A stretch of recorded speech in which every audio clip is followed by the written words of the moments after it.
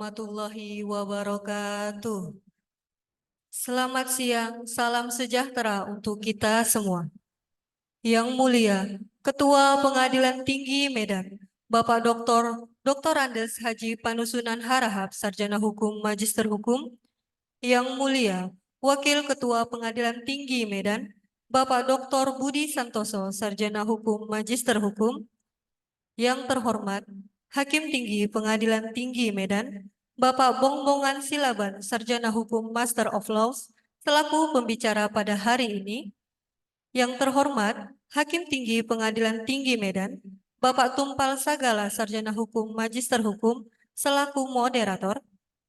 Yang kami hormati, Hakim Tinggi, Hakim Ad hoc, Hakim Justisial, Pejabat Struktural, pejabat fungsional, serta aparatur peradilan Pengadilan Tinggi Medan. Yang kami hormati, para ketua dan wakil ketua pengadilan negeri, hakim tingkat pertama, pejabat struktural, pejabat fungsional, serta seluruh aparatur peradilan sewilayah hukum Pengadilan Tinggi Medan yang saat ini sudah bergabung secara daring melalui aplikasi Zoom Meeting. Puji serta syukur kehadirat Allah Subhanahu wa Ta'ala, Tuhan yang Maha Esa, karena atas berkat rahmat dan karunia-Nya, kita dapat berkumpul bersama pada acara Bimbingan Teknis dan Administrasi Yudisial Pengadilan Tinggi Medan dan Pengadilan Negeri Sewilayah Hukum Pengadilan Tinggi Medan pada hari ini, Jumat 26 Januari 2024. Mengawali rangkaian acara pada hari ini, marilah kita menyanyikan lagu kebangsaan Indonesia Raya dan himne Mahkamah Agung Republik Indonesia. Hadirin dimohon berdiri.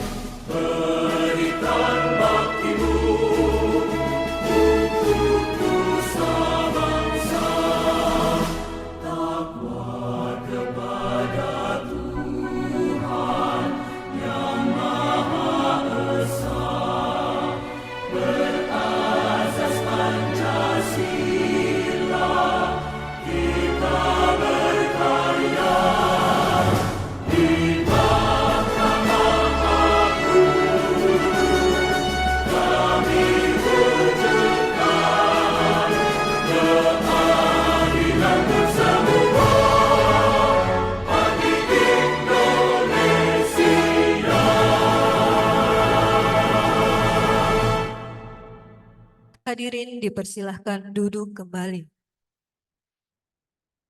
Pembacaan doa yang akan dipimpin oleh Bapak Saiful Amri Nasution Ahli Madya.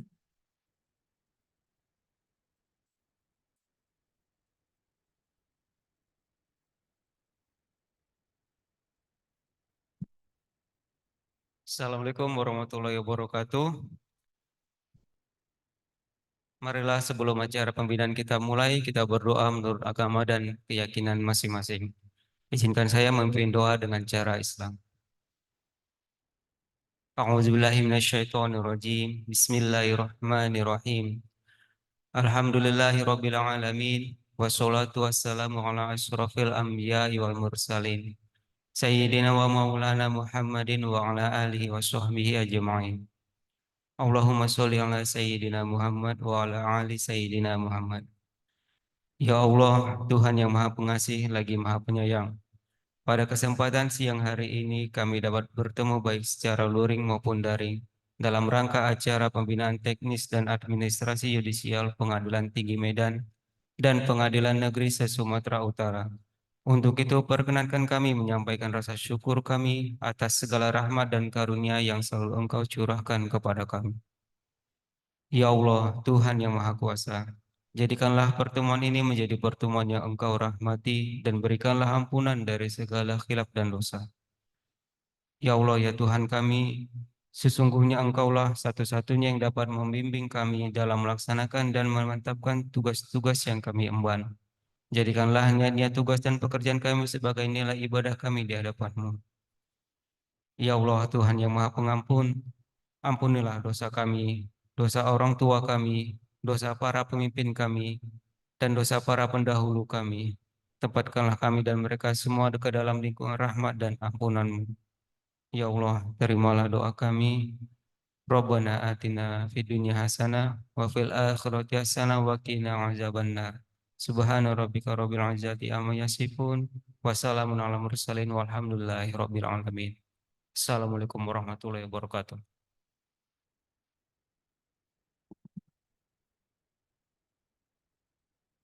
Hadirin yang kami hormati, marilah kita simak bersama pemaparan materi dengan topik Pemidanaan Korporasi di Indonesia berdasarkan Pasal 15 Undang-Undang Tidak Pidana Ekonomi yang akan dibawakan oleh Bapak Bombongan Silaban, Sarjana Hukum Master of Laws, Hakim Tinggi Pengadilan Tinggi Medan selaku pembicara, dan Bapak Tumpal Sagala, Sarjana Hukum Magister Hukum, Hakim Tinggi Pengadilan Tinggi Medan selaku moderator, serta Bapak Anderson Sijabat, Sarjana Hukum, Panitra Pengganti Pengadilan Tinggi Medan selaku notulis.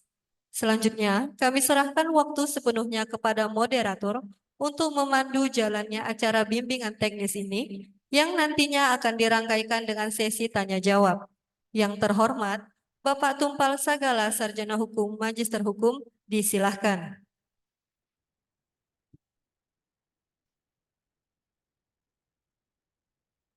Yang terhormat Bapak Ketua Pengadilan Tinggi Medan, yang terhormat Bapak Wakil Ketua Pengadilan Tinggi Medan, rekan-rekan hakim tinggi, baik karir maupun ad hoc, dan judisial, seluruh KPN wilayah hukum Pengadilan Tinggi Medan, dan seluruh hakim yang mengikuti acara ini. Demikian juga para mahasiswa. Assalamualaikum warahmatullahi wabarakatuh. Selamat sore, salam sejahtera bagi kita semua. Om Swastiastu, Namo Buddhaya, salam kebajikan. Pada sore hari ini kita kembali melanjutkan program dari Pengadilan Tinggi Medan, yaitu pembinaan yang dilaksanakan setiap hari Jumat jam 2 sore. Pada hari ini topik yang kita bahas adalah masalah pemidanaan koperasi di Indonesia berdasarkan pasal 15 Undang-Undang Tindak Pidana Ekonomi. Yang menjadi pemateri pada sore hari ini yaitu Pak Bombongan Silaban SH-LLM. Kita sangat beruntung ada teman kita yang bisa membawakan materi ini karena berdasarkan pengalaman beliau yang nanti saya bacakan, kita cukup yakin bahwa beliau sangat menguasai terhadap topik yang akan kita bicarakan pada sore hari ini. Dan kita harapkan baik rekan-rekan hakim tinggi maupun seluruh hakim dari pengadilan negeri untuk secara aktif dalam diskusi yang akan diadakan di sesi akhir nanti. Sebelum masuk kepada materi, saya akan bacakan dulu kurikulum PTI dari Pak Bombongan. Nama lengkapnya Bombongan Silaban SH-LLM NIP 19981251921101. Jabatan Hakim Tinggi Pengadilan Tinggi Medan, pangkat golongan 4D. Tempat lahir Tapanuli Utara 25 Desember 1968. Masih muda sekali beliau ini. 6 tahun di bawah saya, tapi jadi senior saya, hakim tinggi ini. Jenis kelamin udah jelas ini, agama Kristen Protestan. Pendidikan SD Negeri Siborong-Borong 1980, SMP Negeri Siborong-Borong 1983, SMA Negeri 1 Medan 1986. Lebih hebat dia. Kita masih SMA masih di Kalang, dia SMA Medan dia. Ya, Fakultas Hukum USU Medan 1992. Dia baru masuk, kita udah tamat 87.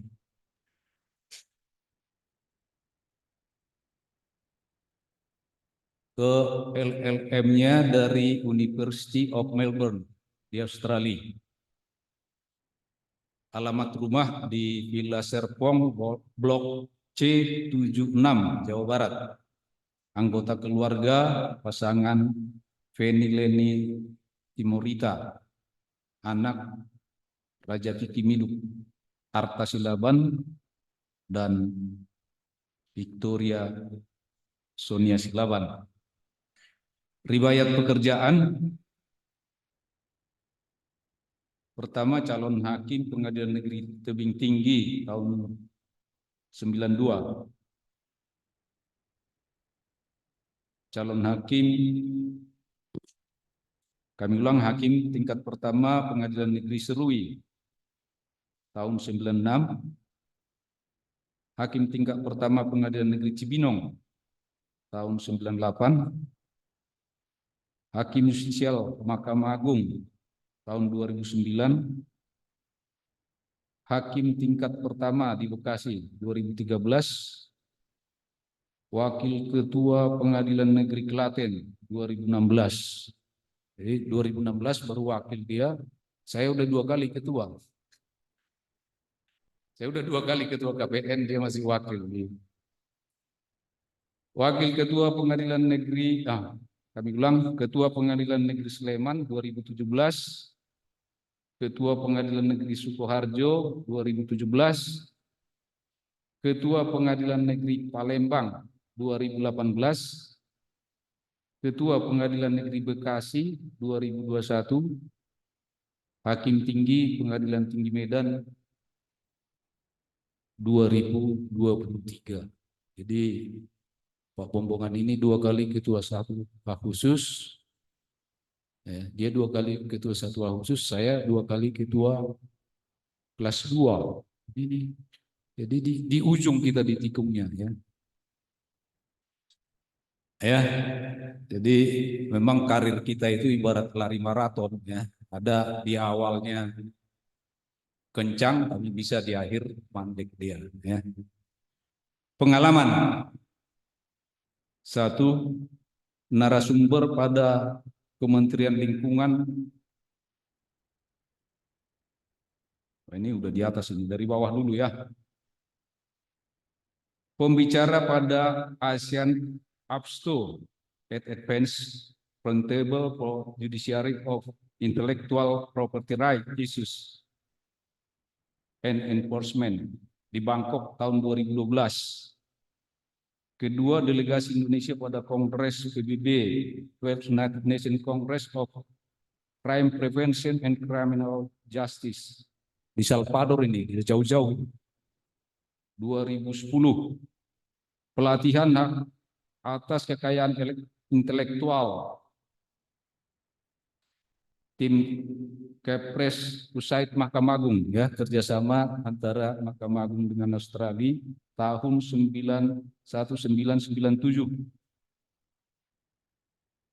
Selanjutnya pelatihan atas hak atas kekayaan intelektual di University of Technology Sydney tahun 1997. 4, pelatihan hakim niaga atas kekayaan intelektual di Mahkamah Agung tahun 2003.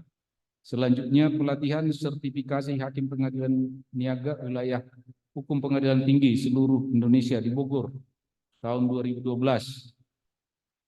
Selanjutnya comparative law study by visiting Spain. Jauh-jauh juga ini, beliau ini ke Spanyol tahun 2019. Dan terakhir, narasumber pada Kementerian Lingkungan Hidup tentang eksekusi peradilan anak di Kejaksaan Agung tahun 2022.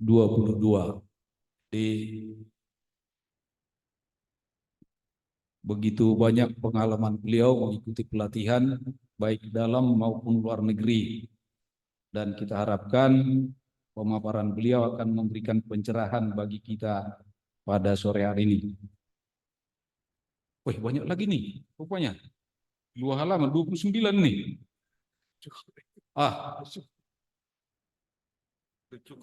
Ada di Bogor, ada di Singapura, ada di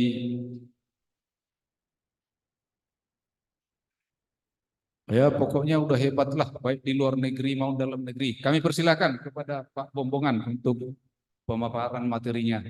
Ya, terima kasih. Assalamualaikum warahmatullahi wabarakatuh. Selamat sore dan salam sejahtera kepada kita semuanya. Om Swastiastu, Nama Budaya, salam kebajikan. Shalom. Yang kami hormati Bapak Ketua Pengadilan Tinggi kalau beliau lagi online. Yang kami hormati Bapak Wakil Ketua, yang saya hormati Bapak Ibu Hakim PT Medan, yang saya hormati seluruh KPN sewilayah Sumatera Utara yang di bawah naungan wilayah PT Medan, yang saya hormati juga berikut dengan jajarannya hakim-hakim beserta keluarga besar masing-masing. Dan di sini ada yang hadir juga dari Pak PP ya, Anderson, dan Pak Panitra Tidade, Pak Anderson yang saya hormati. Dan seluruh adik-adik mahasiswa yang saya banggakan. Puji syukur kita panjatkan kepada Tuhan Yang Maha Kuasa bahwa pada pagi ini, pada sore ini, kita diberikan kesehatan dan untuk bisa bertemu kembali di dalam acara reguler, yaitu setiap hari Jumat. Nah, ini ada judul yang diperintahkan sesuai dengan tugas saya adalah tentang tindak pidana yang dilakukan oleh korporasi sesuai dengan pasal 15. Nah, kemudian ini seyogianya adalah giliran itu untuk beberapa minggu lagi, bahwa namun untuk membawa pembinaan pada hari ini mungkin ada halangan, sehingga saya dimajukan. Dan saya akan menyampaikan seperti ini. Pertama, waktu saya menerima tugas ini, saya juga bingung pasal 15, karena saya belum pernah sebenarnya membaca tentang pasal 15 ini. Setelah dicek dan dicek, ternyata itu adalah di Undang-Undang Darurat nomor 7 tahun 1955. Kita yang sekarang ini yang sudah kita tahu tentang tindak pidana korporasi itu adalah Perma.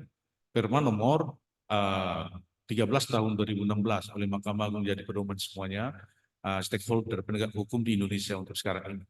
Namun demikian, ada juga perlu kita mengetahui ini tentang undang-undang darurat ini seperti apa sebenarnya diaturnya, dan kemudian nanti kita hubungkan dengan beberapa undang-undang Perma dan undang-undang yang sekarang. Nanti di sana akan terlihat bagaimana sebenarnya korporasi bisa bertanggung jawab. Undang-undang ataupun pengaturan tentang pertanggungjawaban korporasi itu rupanya sama dengan laki-laki kalau zaman dulu ada anak nakal, mau berbuat tetapi tidak mau bertanggung jawab. Nah, koperasi pada umumnya mau berbuat mau enaknya tapi nggak mau bertanggung jawab. Oleh karena itu diaturlah pertanggungjawaban korporasi. Dulu sempat dimintakan pertanggungjawaban itu adalah kepada yang melakukan. Misalnya manajernya yang melakukan yang tidak baik, nah itu yang dihukum. Datang manajernya, kok saya Pak yang dihukum? Kan saya kan melakukan perintah dari korporasi. Mana siapa yang perintah? Oh, berarti kita buatkan dulu yang memerintah yang harus dihukum. Lah, saya kan diperintah bukan untuk saya, Pak, kan untuk korporasi. Nah, semua bersoal-soal dari sana tentang siapa yang paling bertanggung jawab untuk satu tindakan yang sudah melanggar hukum yang menimbulkan kerugian kepada orang lain, maka dibuatkanlah aturan. Ternyata tahun 55 kalau kita lihat di Undang-Undang Darurat itu, berarti ada perusahaan-perusahaan yang memang itu melakukan suatu hal-hal yang tidak baik, sehingga umumnya itu mungkin di bidang ekonomi, sehingga korporasi yang melanggar tindak pidana tahun 55 ini hanya mengatur tindak pidana ekonomi oleh korporasi, bukan tindak pidana secara keseluruhan, tetapi ekonomi. Nah, baru kemudian ada lagi undang-undang darurat ini, tambahan-tambahan sampai perpu tambahan. Baru sekarang yang terakhir itu adalah Perma nomor 13 tahun 2016. Baru kemudian undang-undang lainnya secara tersendiri mengatur tindak pidana oleh korporasi, baik itu pencucian uang dan lain-lain. Ya, lanjut. Nah, karena persoalan adalah tentang siapa yang bertanggung jawab. Kalau lihat dari teori hukum, maka yang bisa dinyatakan bertanggung jawab itu kalau dia nyatakan bersalah, berarti melakukan perbuatan. Nah, kalau misalnya subjek hukum, normalnya itu manusia, karena di sana ada niat, ada tindakan. Jadi ada mens reanya, ada juga aktusnya, tindakannya. Jadi itu yang bisa minta bertanggung jawab. Dan dia karena salahnya terbukti sehingga bisa bertanggung jawab. Nah, kalau korporasi bagaimana dia salah? Orang dia tidak ada bertindak, karena dia bertindak hanya melalui manusia juga. Karena dia badan hukum, tetapi dia tidak bisa menjalankan sendiri kan, karena dia bukan orang, dia itu abstrak. Dia bertindak hanya melalui orang-orangnya atau organ-organnya. Nah, saya pikir saya tidak lebih lanjut bahwa pada dasarnya seseorang dinyatakan bertanggung jawab itu berdasarkan kesalahan. Ada kesalahannya, maka dia bertanggung jawab. Nggak ada kesalahan, maka dia tidak bertanggung jawab. Yang disebut dengan liability based on fault. Itu sangat umum, universal di seluruh negara-negara di dunia itu universal. Baru kemudian lagi masalah seseorang itu dinyatakan bersalah apabila dia terbukti ada dolus, ada unsur dolusnya dan juga ada culpanya. Jadi di sini yang perlu anak-anak sekarang, anak kuliah sudah belajar nggak dolus culpa? Hah? Sudah? Belum? Ini kalau di USU ini sudah harus hafal ini. Hukum pidana 1, hukum pidana 2 itu ajas pidana sudah hafal ini ya. Baru kemudian lagi, nah sekarang bagaimana korporasi kaitannya atau badan hukum terhadap yang tadi liability based on fault. Nah, bagaimana harusnya korporasi bertanggung jawab? Ternyata tahun 55, Undang-Undang Darurat nomor 7 ada membahasnya di pasal 15. Coba. Ini saya nggak bisa baca lagi, bisa dibacakan enggak ya, Pak? Atau dibesarkan?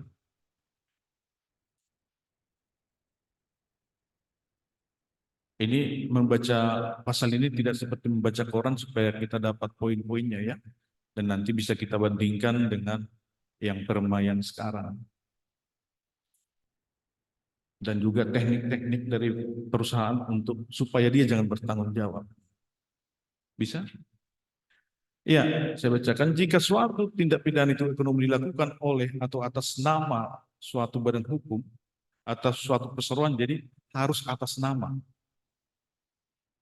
Atas nama suatu badan hukum, disebutkan limitatif ya, perseroan, suatu perserikatan, yang lainnya, atau suatu yayasan. Itu korporasinya yang bisa diminta pertanggungjawaban atas nama itu. Hukuman pidana katanya, serta tindakan tata tertib dijatuhkan. Jadi mereka itu ternyata bisa dijatuhkan dengan undang-undang darurat itu pidana.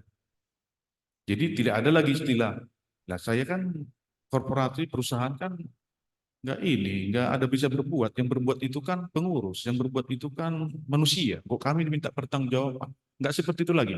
Mulai tahun 55 itu perusahaan sudah bisa dikenakan dijatuhkan pidana. Nanti mungkin Bapak Ibu bertanya atau adik-adik, kalau dipidana bisa nggak perusahaan atau korporasi dipenjarakan? Ya?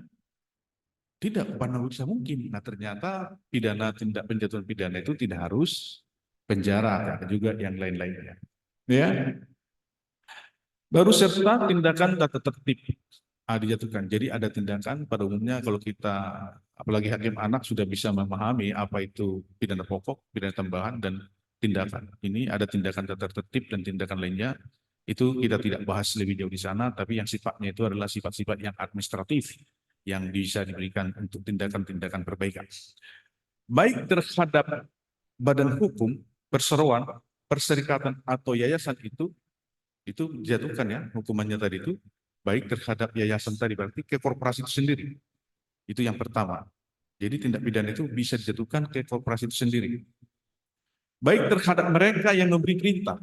Jadi kepada mereka yang memerintah. Jadi ada tadi korporasi, baru kemudian yang memerintah. Atau yang bertindak sebagai pemimpin dalam perbuatan itu. Jadi ada pemimpinnya. Mungkin pemimpin di perusahaan itu. Itu yang bisa dijatuhkan pidana. Ya. Dan juga kepada satu dan dua. Jadi dua-duanya. Kepada orangnya dan juga kepada korporasinya. Bisa semuanya menjadi terdakwa. Dan bisa dijatuhi pidana. Nah inilah yang menurut pasal 15 yang diatur tentang tindak pidana korporasi di bidang ekonomi. Lanjut.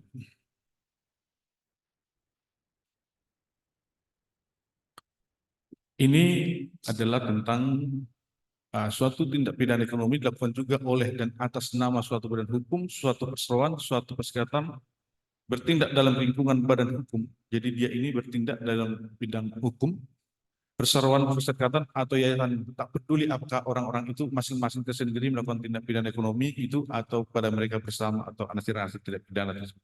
Ya, saya pikir sudah bisa kita pahami yang pertama tadi. Lanjut aja. Ini keterangan selanjutnya. Ini pasal berapa ini? Ini tentang ya pasal 15 ayat 3. Ini ada tentang seseorang perusahaan itu diwakili oleh pengurusnya. Lanjut. Korporasi diwakili oleh pengurusnya. Terus ini tentang panggilan. Ya, lanjut. Untuk panggilan korporasi ya. Nah, itulah yang diatur di dalam pasal 15 yang diperintahkan oleh pimpinan untuk kita sampaikan. Jadi intinya adalah di pasal 15 itu bahwa seseorang itu bertindak harus atas nama perusahaan baru bisa dia diminta pertanggungjawaban. Dan kemudian dapat jatuhkan pidana maupun tindakan tata tertib. Dan itu hanya bisa dilakukan penjatuhan pidana kepada dua, yaitu satu korporasi itu sendiri, satu adalah yang memerintah atau yang memimpin perbuatan itu. Berarti yang melakukan tidak kenal, tapi kepada yang memimpin perbuatan itu. Itulah yang bisa dipidana menurut pasal 15. Nah, barangkali kalau kita masuk ke korporasi, tentu mungkin ada pertanyaan nanti. Terus orang-orang yang lain yang melakukan itu bagaimana? Apakah mereka itu tidak ikut? Nyata-nyata mereka bersalah. Nah, mungkin dari sananya bukan lagi masuk di tindak pidana korporasinya, itu bisa dimasukkan menjadi dari pasal 55. Saya pikir orang korporasi bertindak suatu tindak pidana, bisa juga dia beserta dengan pasal 55-nya. Ya. Pasal 55 yaitu tentang pelaku turut serta dan juga menyuruh ataupun membujuk. Kepalanya dulu dimasukkan ya di atas. Itulah pasal 55. Nah, sekarang coba kita kembangkan dulu mungkin ya koyok-koyok lainnya atau cerita-cerita lah ya. Cerita-cerita. Ternyata pertanggungjawaban itu mulai dari dulu itu tahun 55 sudah berkembang sedemikian rupa, baik teori-teori maupun doktrin-doktrin. Di sini saya elaborasi beberapa pertanggungjawaban secara meluas ya. Jadi ini tidak hanya kepada koperasi, tetapi ada beberapa di sini koperasi. Tujuan saya adalah supaya kita memahami atau membuka wawasan lebih luas lagi tentang apa-apa saja yang dibicarakan tentang model-model pertanggungjawaban ataupun model-model seseorang itu dasarnya atau ukuran dasarnya dinyatakan bersalah.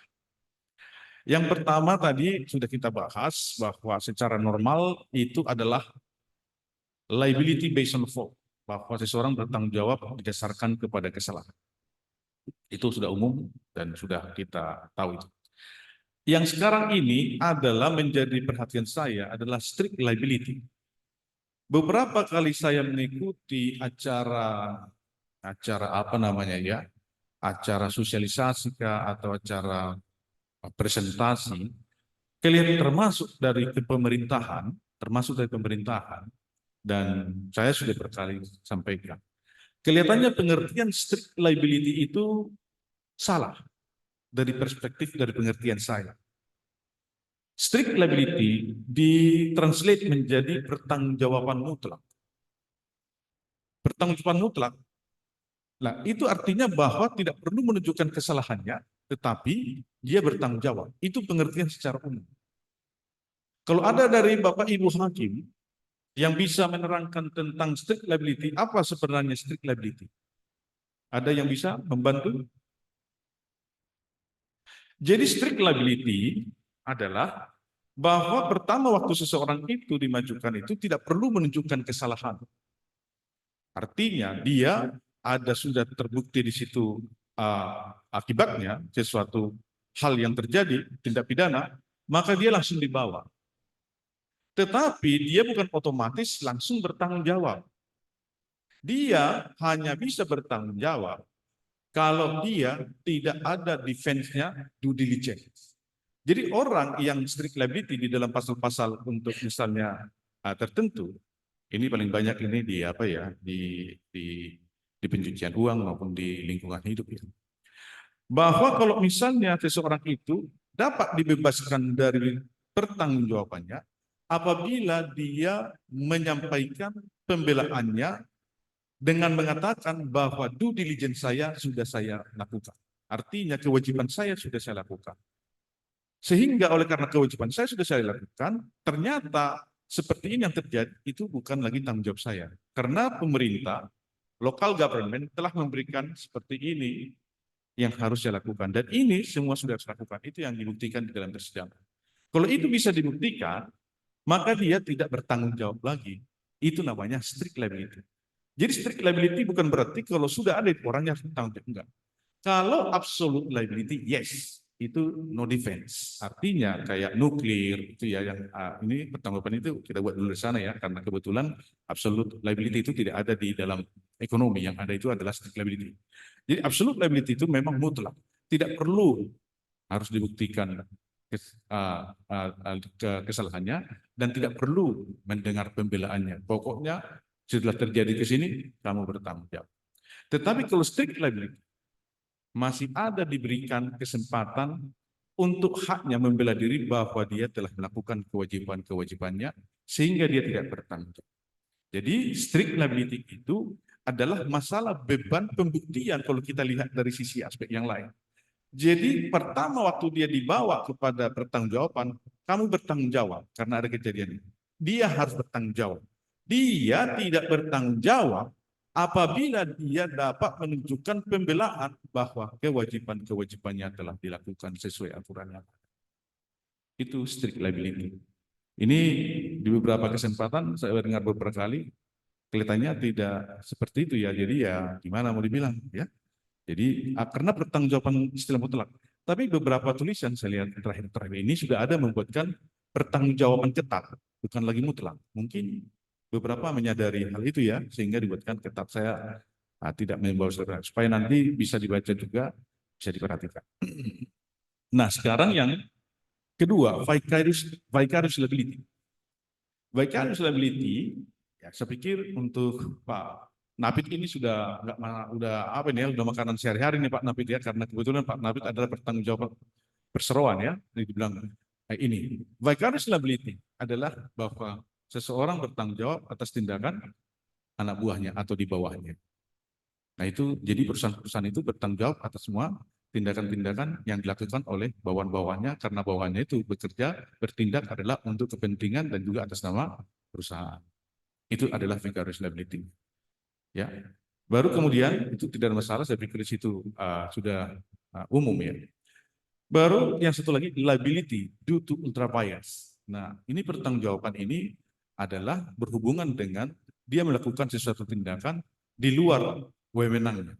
Kalau di luar wewenangnya, yang bertanggung jawab misalnya ada direktur bertindak melakukan satu tindakan di luar wewenangnya, di luar kepentingan korporasi, di luar dari konsep tujuan korporasi, tetapi adalah untuk pribadi. Apakah korporasi bertanggung jawab? Nah, menurut teori ultra vires, maka perusahaan tidak bertanggung jawab karena tidak ada keterkaitannya kepada perusahaan. Uangnya juga tidak ada ke perusahaan, manfaatnya juga ada ke perusahaan. Jadi perusahaan dapat membela bahwa dia tidak bertanggung jawab dengan tindakan ultra vires daripada orang-orang atau pegawai-pegawainya, ya. Meskipun dia pegawainya, tapi bertindak melewati daripada hal-hal yang sudah ditetapkan dan tidak ada untungnya kepada perusahaan. Itu kecuali kalau ada untungnya, memang ada beberapa menyampaikan itu bukan wewenangnya, melebihi wewenangnya. Tapi melebihi wewenangnya itu adalah untuk kepentingan dan keberuntungan perusahaan. Dia tetap bertanggung jawab perusahaan. Nah, kemudian ada lagi liability, udah tadi ya. Nah, sekarang ini orang tua ini ada nggak bertanggung jawab orang tua kepada tindakan anaknya? Parents liability on children. Itu di KUH Perdata itu saya pikir tidak sudah diatur ini. Tapi dia hanya di perdata, tidak di pidananya. Tidak ada pidananya, tapi di bidang tindakan perdatanya. Orang tua bertanggung jawab atas tindakan anaknya. Kalau misalnya supir bertanggung jawab, majikannya atas tindakan supir di dalam menjalankan fungsi dan tugasnya, saya pikir sudah masuk di vicarious liability, di KUH Perdata juga diatur. Nah, kalau misalnya pertanggungjawaban pemilik atas pet, ada anjing, tiba-tiba anjingnya lepas, digigit Pak Tumpal. Terus Pak Tumpal apa upayanya? Apakah bisa dipenjarakan di proses pemilik anjing? Datang pemilik, ya saya kan nggak tahu kalau anjingnya menggigit bapak katanya kan. Nah, terus anjingnya jadi siapa? Apa anjingnya ini mau dijadikan ke persidangan? Gimana? Nah, tetap bertanggung jawab. Jadi dimasukkan karena kelalaiannya ya, dia lalai menjaga anjingnya sehingga bisa menimbulkan hal-hal yang lain dari kelalaian, ya, mengakibatkan luka kepada orang lain. Jadi bukan hanya mobil, yang lain-lain yang sifatnya kelalaian memberikan dampak kepada yang lain itu sudah diatur. Ini ada beberapa saya buatkan contohnya supaya kita melihat pertanggungjawaban itu seperti apa. Nah, yang jadi masalah ternyata para pengusaha itu pandai juga. Setelah dibuatnya seperti itu, siapa yang bertanggung jawab? Korporasi, terus direktur, gitu ya. Nah bagaimana kalau kita buat supir kita itu aja direkturnya? Jadi supirnya direkturnya, pembantunya direkturnya, jadi semua hanya tanda tangan aja. Tanda tangan. Dan ini sudah kita alami, saya pikir di PNPN ya, untuk yang di kota besar, khususnya pajak, rata-rata perusahaan itu dipimpin oleh yang tidak berkompeten. Dipilih juga adalah oleh orang-orang yang tidak mengetahui apa itu perusahaan itu. Sehingga direkturnya tamat SMP atau tamat apa itu ya, pekerjaannya supir. Nah, terus komisarisnya pembantunya. Nah, diciptakan beberapa perusahaan-perusahaan seperti ini oleh pengusaha-pengusaha untuk menghindari pertanggungjawaban dan dia mendapatkan manfaat. Nah, efektif controller ini tidak disentuh oleh pasal 15 Undang-Undang Darurat dan juga tidak disentuh oleh Perma nomor 13 tahun 65. Ini ada beberapa menyentuhnya di beberapa undang-undang yang mengatur tentang korporasi. Nanti kita lihat. Ini juga masih baru-baru ini ya. Kalau di Common Law memang efektif controller ini sudah umum untuk dibicarakan. Karena nyata-nyata mereka lah yang punya perusahaan. Mereka itu menyuruh orang lain itu hanya sebagai boneka-boneka saja. Yang mengatur adalah dia. Nah, jadi kalau dimasukkan teori yang seperti yang di dalam pasal 15, efektif controller itu bisa tidak tersentuh. Nah, terus di dalam akademisi sekarang ini ada yang disebut dengan identification. Identification itu adalah bahwa harus diidentifikasi bahwa kebijakan-kebijakan yang dilakukan itu adalah sesuai dengan kebijakan-kebijakan, dan kebijakan-kebijakan itu adalah yang diambil oleh pengurus, sehingga hanya dari pengurus yang ketahuan, yaitu bahwa dia itu kebijakannya adalah harus dari perusahaan. Yang bukan dari situ berarti dia tidak bertanggung jawab. Jadi itu harus diidentifikasi. Nah, kemudian ada yang disebut ini akademisi yang berkembang sekarang ini, dan juga ini semua hampir sama sebenarnya, cuman berbeda aspek dia dilihat. Corporate culture. Jadi ada corporate culture itu model. Jadi corporate culture itu yang baiknya itu adalah yang melatih mengantisipasi risiko-risiko yang mungkin terjadi. Kalau perusahaan itu tidak melakukan itu, maka dia bertanggung jawab. Kalau dia melakukan itu, maka dia itu tidak bertanggung jawab. Ini hanya pertanggungjawaban secara umum dulu ya. Nah, dulu waktu saya di Australia sekolah, itu ada diminta pertanggungjawaban dari ABC, itu broadcasting ABC. Broadcasting ABC ini seperti TV ya, siaran TV. Dia mengumumkan salah satu wanita di sana ada namanya. Menurut peraturan nggak boleh ada namanya disebutkan. Ternyata ada namanya, dan itu melanggar undang-undang. Yang buatkan itu adalah seorang jurnalis. Dan ini terjadi perkara, disampaikan bahwa Bapak korporasi ABC harus bertanggung jawab terhadap dan membayar ganti rugi terhadap si perempuan korban pemerkosaan ini, karena namanya menjadi muncul, jadi orang mengetahuinya sehingga dia trauma, dihitung traumanya saat itu, dan akhirnya tindakan seorang jurnalis itu membuatkan nama ada di dalam TV, dia mungkin juga lupa atau bagaimana itu, sehingga ABC membayarkan denda kepada wanita korban itu. Jadi mereka menang. ABC kalah.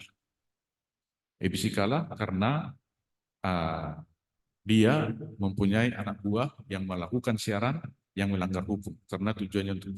Jadi intinya bahwa perusahaan ABC Broadcasting menjadi bertanggung jawab atas tindakan anak buahnya yang melakukan penyebutan nama seorang korban pemerkosaan di dalam siarannya.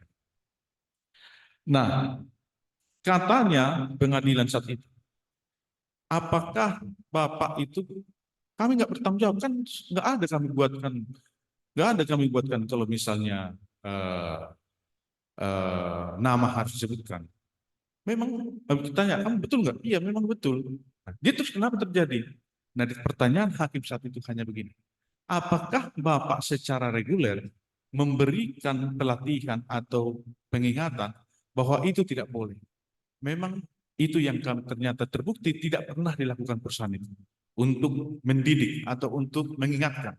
Sehingga seharusnya mereka harus melakukan pertemuan secara reguler dan mengingatkan untuk bisa dia melakukan budaya yang bagus dari seorang perusahaan untuk bisa dia tidak bertanggung jawab atas perbuatan. Ternyata perusahaan itu tidak melakukannya sehingga dia bertanggung jawab. Jadi kalau di pengadilan itu KPN, ini KPN ya, ini pengalaman ini Pak Tumpal juga mungkin ya. Supaya kita jangan bertanggung jawab, kita buatkan, kan dibilang sama itu maklumat nomor 1 sama Pak KMA. Ketua pengadilan itu harus memberikan peringatan bahwa dia ada notulen rapat bahwa itu sudah disampaikan. Makanya setelah itu KPKPN maupun KPT selalu setiap ada acara pembinaan ataupun bulanan selalu kita sebutkan Perma nomor 7, 8 dan 9, terutama maklumat. Kenapa? Untuk membebaskan kita dari tanggung jawab apabila anak buah kita terjadi masalah. Hal yang sama juga itu juga yang terjadi di apa? Di dalam perkara ABC. yang saya sampaikan tadi itu. Mereka tidak melakukan pertemuan-pertemuan reguler yang sifatnya bisa mengantisipasi sesuatu perbuatan yang tidak diinginkan. Nah, itulah menjadi dia tidak bertanggung jawab.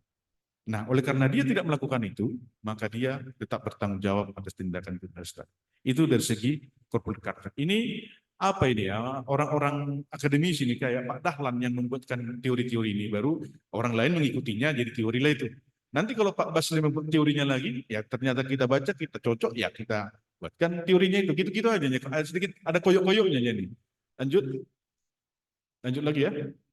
Nah, aggregation. Aggregation itu untuk mengetahui bahwa itu adalah untuk kepentingan perusahaan, maka dilihat bahwa tindakan si A, si B, si B, dari kumpulan itu semua bisa disimpulkan bahwa memang ini adalah harus perusahaan yang bertanggung jawab karena itu tujuannya adalah untuk perusahaan. Ini juga adalah dikembangkan oleh akademisi yang sekarang ini yang lebih terkenal itu pertanggungjawaban untuk menentukan kesalahan itu adalah strict liability, identification, corporate culture, sama aggregation. Itu yang umum sekarang di sekolah-sekolah dan juga beberapa pengajar-pengajar yang saya lihat ya. Jadi ini yang saya masukkan itu adalah secara luas tentang kepentingan pertanggungjawaban. Lanjut, udah berapa menit lagi ya, Pak Moderator? Hah? Soalnya saya lihat Pak Basim sudah mulai bosan mendengar. Nah, kemudian ini ada jenis pidana ini tadi saya pikir sudah kita pahami dan kita tidak lebih mengarah ke sini, kita lebih mengarah kepada lebih mengarah kepada pertanggungjawaban. Tetapi pidana pokok ini misalnya kayak denda itu bisa dilakukan kepada perusahaan. Sepanjang denda ya, kalau penjara tidak mungkin bisa dipenjarakan perusahaan. Ya, lanjut, lanjut ya. Nah, sekarang apa katanya Perma nomor 13 tahun 2016? Tadi itu katanya pasal 15 yang diperintahkan. Itu yang dulu. Nah, sekarang kalau ada tindakan korporasi ini yang dipakai dan menjadi pedoman semuanya. Dan di beberapa pertemuan sudah banyak dari instansi atau kementerian untuk merefer kepada Perma nomor 13 tahun 2018 ini, dan menurut mereka itu luar biasa Perma ini karena sangat membantu di dalam melakukan penyidikan ataupun pemeriksaan. Pasal 3 katanya tindak pidana oleh korporasi merupakan tindak pidana yang dilakukan orang. Jadi harus korporasi itu memang tindakan dilakukan oleh orang. Berdasarkan hubungan kerja, jadi ada hubungan kerja. Atau berdasarkan hubungan lain, mungkin itu membuka ruang supaya jangan tertutup. Siapa tahu ada hal-hal yang lainnya supaya ditangkap semuanya. Baik sendiri-sendiri maupun bersama-sama. Ya, jadi tidak tersentuh harus bersama-sama, sendiri juga bisa.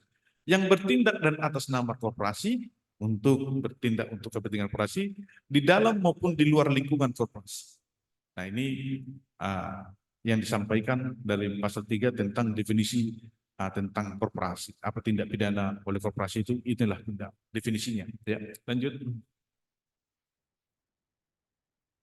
Nah, ini besarkan dulu ya. Kita bandingkan dari ini pasal 4 diatur tentang apa ini? Besarkan dulu ya. Ini paling penting. Ini paling penting di dalam Perma nomor 13 ini. Besarkan dulu. Pasal 4 ayat 2. Bagaimana perusahaan atau koperasi itu bisa kita nyatakan bersalah? A. Korporasi, dalam menjatuhkan pidana terhadap korporasi, hakim dapat menilai, ini dapat ya, artinya masih membuka yang lain ya. Hakim dapat menilai kesalahan korporasi antara lain. Jadi kalau kita lihat di sini ini dapat dan antara lain, berarti masih bisa hakim membuka yang lain. Ini saya sampaikan masih bisa membuka lain karena di sini antara lain. A. Korporasi dapat memperoleh keuntungan atau manfaat dari tindak pidana tersebut atau tindak pidana tersebut dilakukan untuk kepentingan korporasi. Jadi dia akan bisa dinyatakan menjadi bertanggung jawab apabila tindakan dari anak buahnya itu atau orang lain yang atas namanya itu adalah untuk kepentingan korporasi. B. Korporasi membiarkan terjadinya tindak pidana. Jadi dibiarkan. Jadi kalau misalnya ada anak buah kita biarkan tidak lakukan tindakan-tindakan pencegahan, tidak kita ajak rapat, itu namanya tidak melakukan budaya kerja yang baik. Nah, itu akan bisa bertanggung jawab. Dan C yang terakhir, korporasi tidak melakukan langkah-langkah yang diperlukan untuk melakukan pencegahan, mencegah dampak yang lebih besar dan memastikan kepatuhan terhadap ketentuan hukum yang berlaku guna menghindari terjadinya tindak pidana. Ya, ini bagian sini sama dengan culture corporate culture tadi. Inilah yang dikehendaki dan inilah yang menjadi tadi ABC itu di luar negeri, yang di Australia bertanggung jawab dan dia membayarkan. Karena dia tidak melakukan tindakan-tindakan mencegah, malah membiarkan seperti itu, yang di koran itu tidak harus digugat, dia baru bisa dia melihat ya, kesalahan. Nah, inilah bagaimana korporasi bisa dinyatakan sebagai yang bertanggung jawab atas tindak pidana oleh orang karena hubungan kerja atau hubungan kerja yang lain, hubungan yang lain. Jadi ini pegawai-pegawainya atau pengurusnya ya. Dia harus bertanggung jawab untuk itu apabila perusahaan dikategorikan. Lanjut. Nah, jadi di pasal 6 ini pertanggungjawaban grup ya. Kalau di dalam pasal 15 tadi Undang-Undang Darurat itu hanya di korporasi itu sendiri. Kalau ini sudah diluas, semua itu grupnya korporasi itu juga bisa menjadi pihak yang bertanggung jawab. Itu korporasi, subsidiarnya maupun yang mempunyai hubungan dengan korporasi. Lanjut.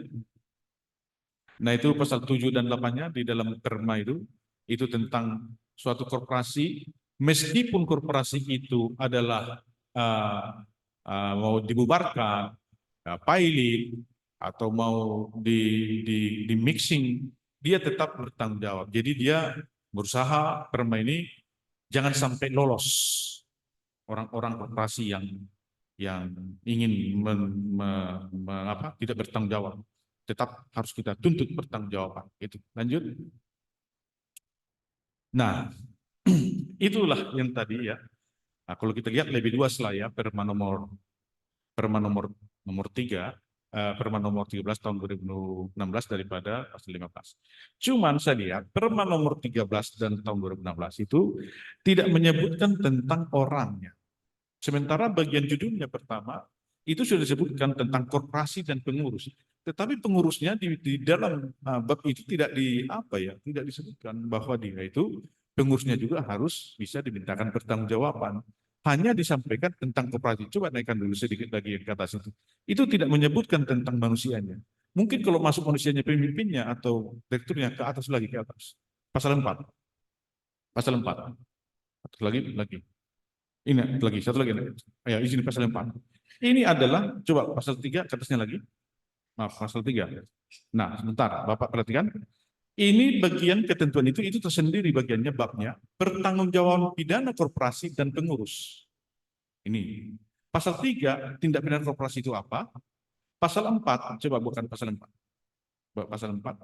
Nah, ini. Korporasi dapat menurut. Nah, pengurusnya tidak ada kelihatan saya di sini. Apa saya yang salah menganalisa? Saya nggak tahu.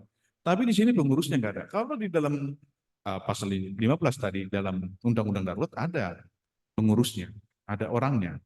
Kalau ini di sini tidak disampaikan. Barangkali nanti ini masuk kepada ke 55 supaya mengikutkan direkturnya ataupun orang-orang yang saya mungkin itu solusinya supaya jangan lepas jangan lepas direkturnya. Jadi kalau saya lihat ini hanya korporasi yang dikenakan, terus direkturnya masa ngongkang. Kan masa ngongkang-ngongkang ya. Memang kalau kita lihat kepentingan direktur nggak ada. Kalau dia di penjara, keuntungannya kan sama direktur ada. Dia terima gaji aja. Yang beruntung itu kan perusahaan. Tapi bukan berarti jadi dia hilang kesalahannya menurut saya ya. Tetap harus bisa dimintakan pertanggungjawaban. Nah, di sini tidak terlihat, tetapi babnya judulnya ada pengurus, tapi barangkali bisa kita tetap nggak bisa dia lepas karena masih bisa dimasukkan dari pasal 55. Lanjut ke bawah lagi, ulang yang tadi ya. Apa ini? Lanjut. Efektif kontrol tadi ya. Tadi efektif kontrol. Ke bawahnya lagi. Coba yang kelihatan atasnya. Ya, ini. Ini pemilik, ini adalah yang menjadi efektif kontrol. Semua yang ada rumus di dalam perusahaan ataupun dalam korporasi tidak berjalan. Semuanya itu yang menentukan ini adalah pemiliknya. Kalian korupsi ya, tapi buat kalian begini ya. Kalian ini ya, tapi buat ini ya. Semua sudah diatur sama dia. Nah, di dalam Perma maupun di dalam pasal 15, ini tidak diatur. Inilah yang terjadi pada umumnya di semua perusahaan yang ada. Dia tidak disentuh. Nah, ini yang harus disentuh. Nah, setelah disentuh, ternyata dia efektif controller juga dapat diminta pertanggungjawabannya. Nah, itu belum diatur dalam Undang-Undang Nomor 13. Nah, terus ke bawah. Namun beberapa undang-undang telah ada yang mengaturnya. Itu Undang-Undang Nomor 8 Tahun 2000 tentang pencucian uang.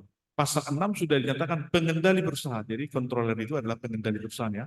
Dan Perpres 13 tahun 2018 telah menyebutkan siapa itu pengendali. Coba ke bawah. Ke bawah. Ke bawah lagi. Pak, ya itu. Nah, dia itu termasuk kalau dia menjadi efektif controller, dia itu menjadi pengendali perusahaan apabila memenuhi persyaratan Perpres tahun 13 ini. Jadi masing-masing peraturan itu belum terunifikasi satu untuk menyatakan tentang efektif controller atau beneficial owner ini. Satu katanya, kalau dia memiliki saham lebih dari 25%, yaitu termasuk orang yang sudah berpengaruh.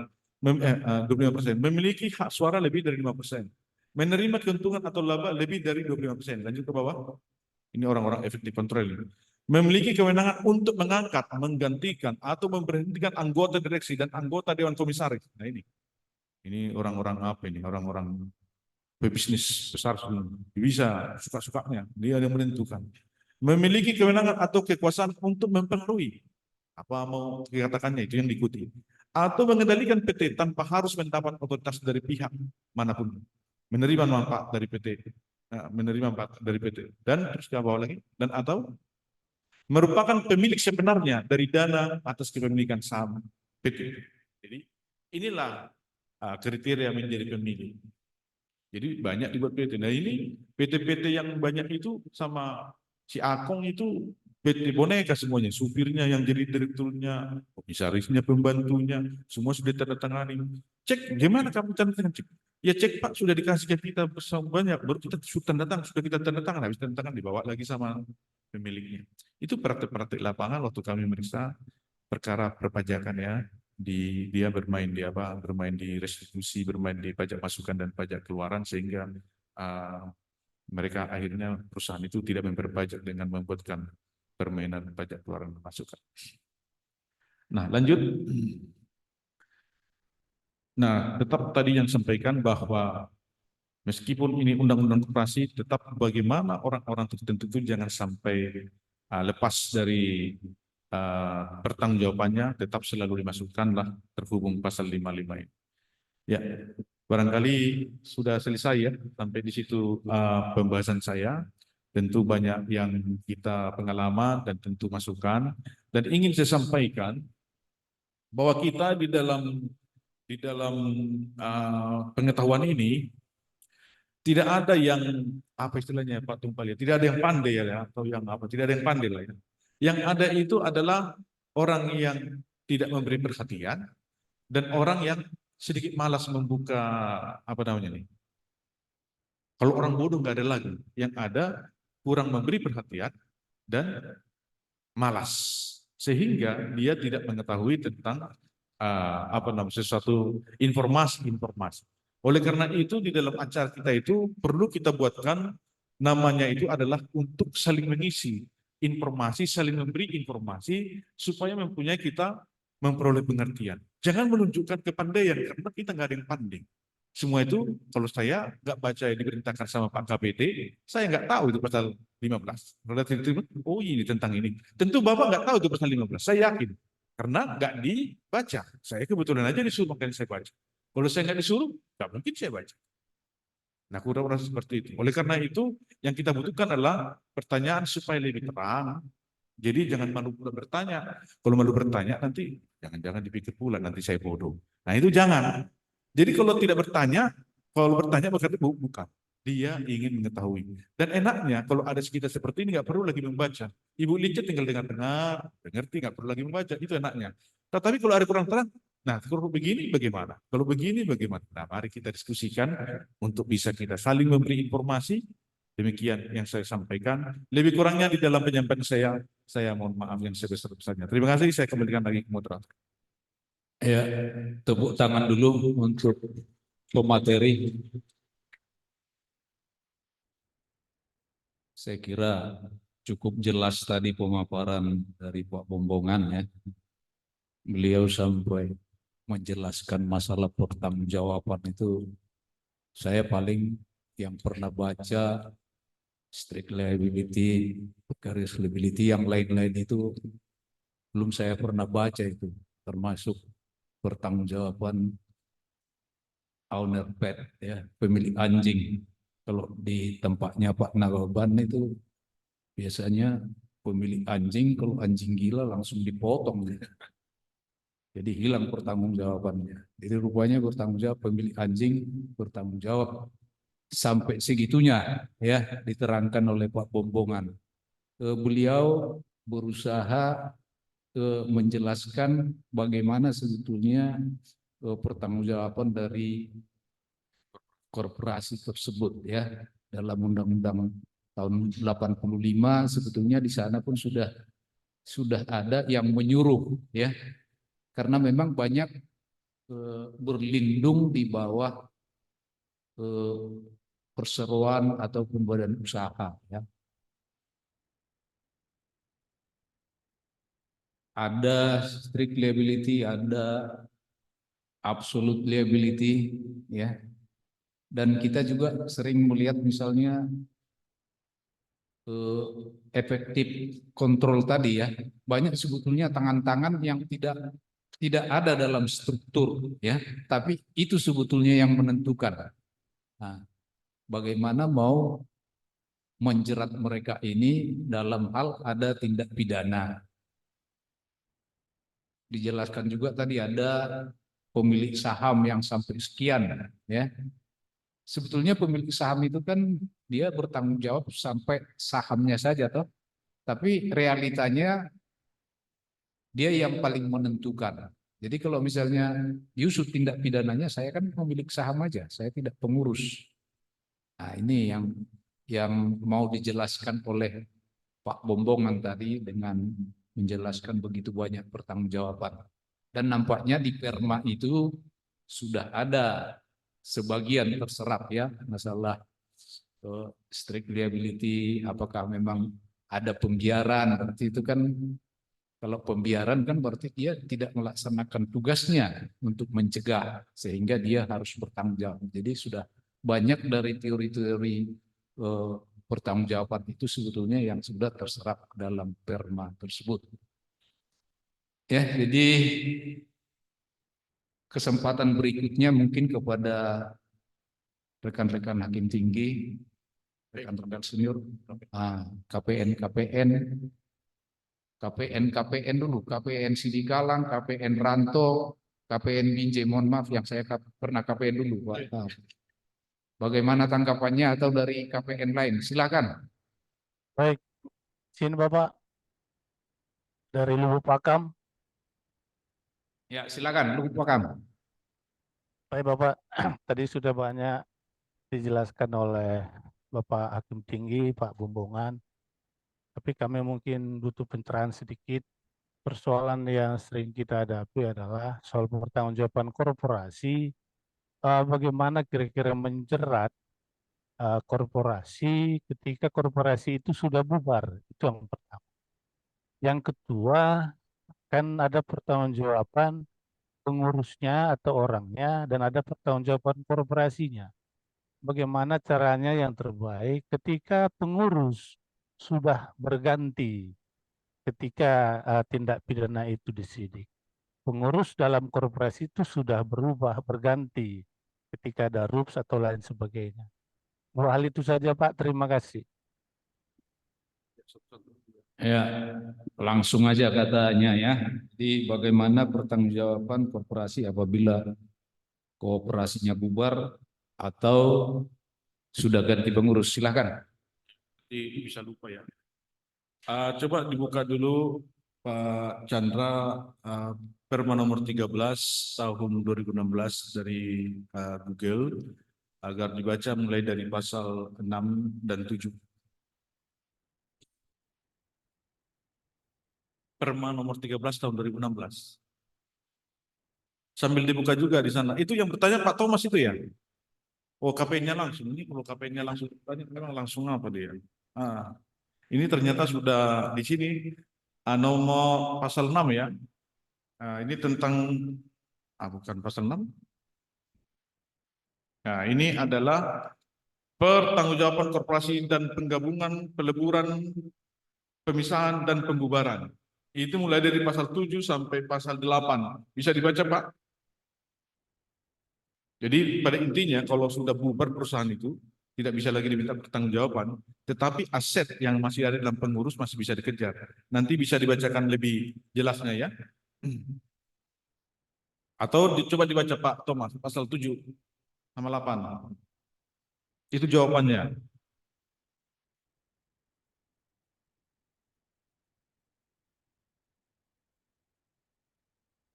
Jadi pasal 8, korporasi yang telah bubar setelah terjadinya tindak pidana tidak dapat dipidana, akan tetapi terhadap aset milik korporasi yang diduga digunakan untuk melakukan kejahatan dan atau merupakan hasil kejahatan, maka penegakan hukumnya dilaksanakan sesuai dengan mekanisme sebagaimana diatur di dalam peraturan perundang-undangan. Itu untuk yang sudah bubar. Nah, kalau misalnya terjadi pergantian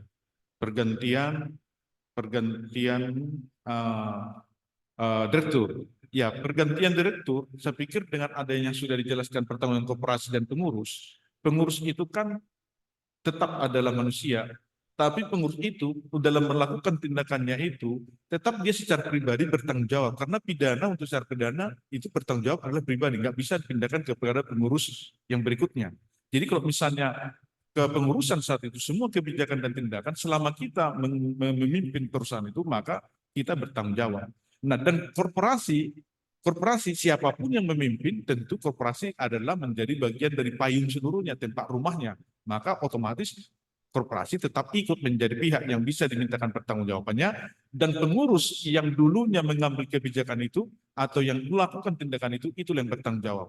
Jadi tindakan pengurus atau orang tidak bisa dipindahkan ke bagian lainnya untuk pertanggungjawaban pidananya, kecuali kalau misalnya ke pertanggungjawaban perdata.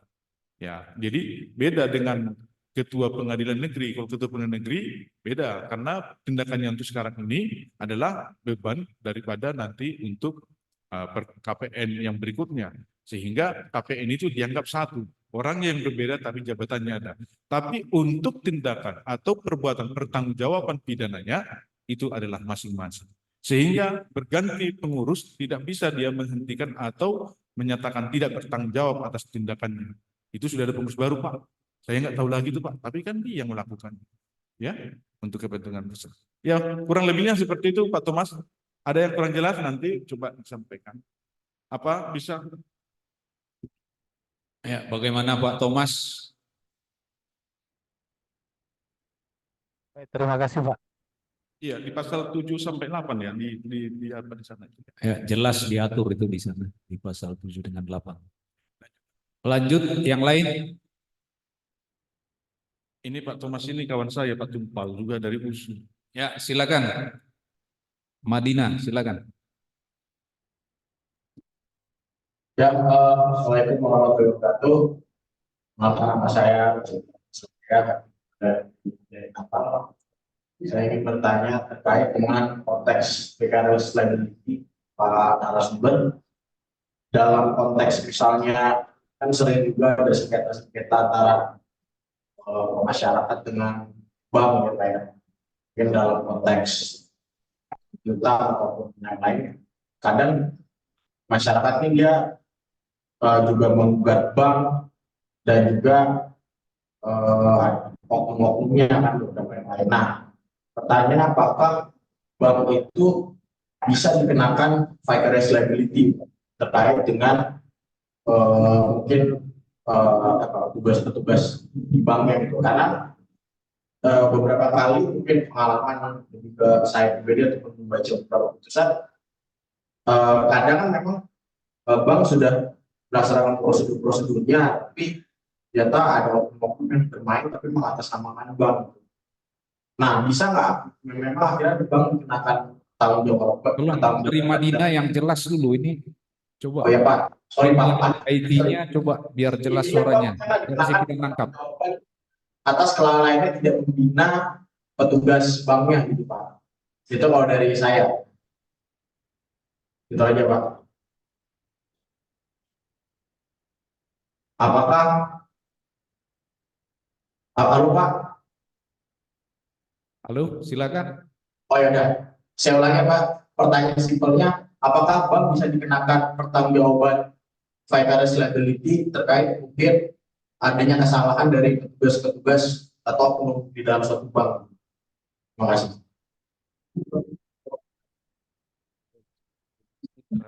Kedengeran nggak sih? Ya. Halo? Kurang jelas ya, apa? Masih bisa kurang dicatat? jelas ya. Apakah vicarious liability bisa diterapkan ke? Halo Pak, kedengeran Pak? Kedengeran nggak suaranya? Tes. Tes, tes. Coba silakan. Nah, itu lebih jelas ya. Kedengeran Pak? Pak.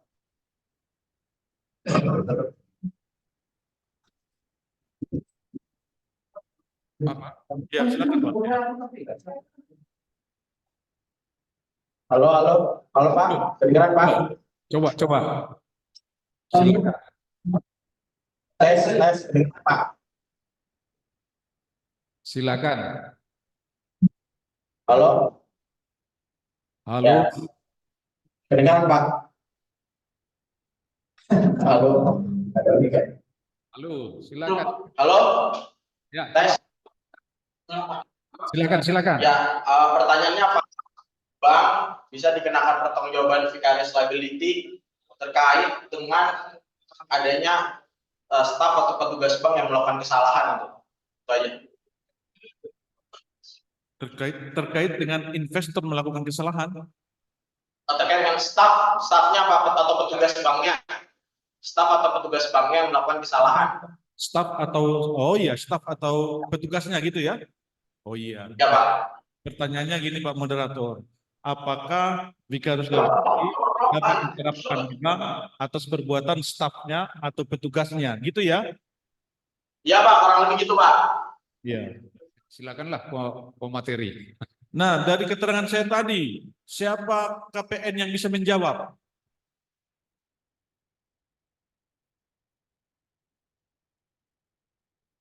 Coba Pak Thomas, jawab dulu Pak Thomas, dari keterangan tadi itu.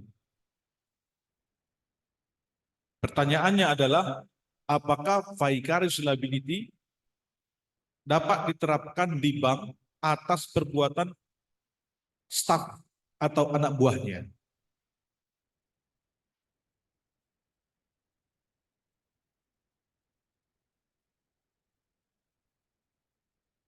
Bisa? Atau KPN yang lain dari tadi keterangan tadi itu bisa menjawab?